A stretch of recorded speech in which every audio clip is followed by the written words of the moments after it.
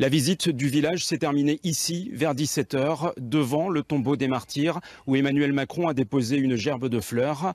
Le candidat à la présidentielle est arrivé vers 16 h à Oradour et il est entré dans le village martyr accompagné de Robert Ebras, le dernier survivant du massacre. Comme tout un chacun, Emmanuel Macron a été saisi d'un frisson.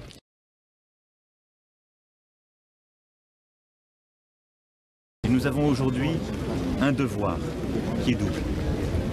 Le devoir de mémoire, dont a tant parlé Simone Veil, dont le nom est ici encore gravé parmi les déportés.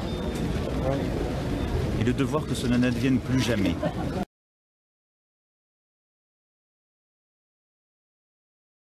Il a pour l'heure rendu hommage à Brahim Bouharam, ce Marocain assassiné par des skinheads en marge du rassemblement du FN le 1er mai 1995. Recueillement tout à l'heure, vous le voyez sur ces images, sur le pont du Carrousel à Paris, là où le jeune homme avait été jeté dans la Seine.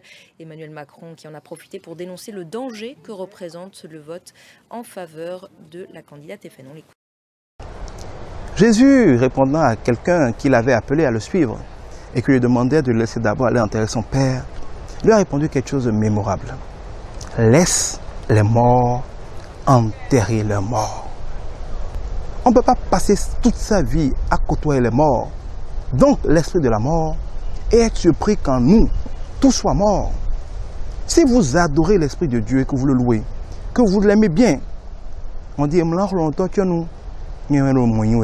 quand vous encensez quelque chose, quand vous adorez quelque chose, la chose règne et s'impose. Si vous encensez l'Esprit de Dieu, qui est vie, donc si vous vivez mariage, baptême, libération, si vous célébrez les victoires, vous célébrez le Dieu de la vie, il sera avec vous. Mais si vous ne trouvez le temps, l'argent et les moyens que pour célébrer les enterrements et la mort, dès que quelqu'un meurt, on va prendre le tissu du mort. Toute la famille se revêt du vêtement mortuaire, du vêtement de la mort. Comment pouvez-vous porter la mort et être surpris que tout soit mort en vous?